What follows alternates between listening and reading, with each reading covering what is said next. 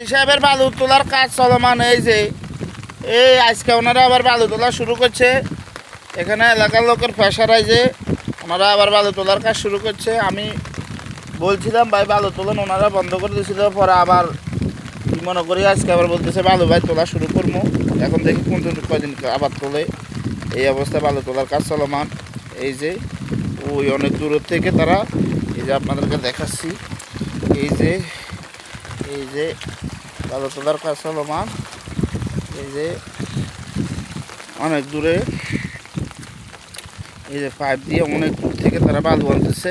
এদিকে লেয়ার নাই দেখে, এই যে পাইপ দিয়ে অনেক দূর থেকে তারা বালু আনতেছে। এই যে ওই নদী থেকে তারা পাইপ দিয়ে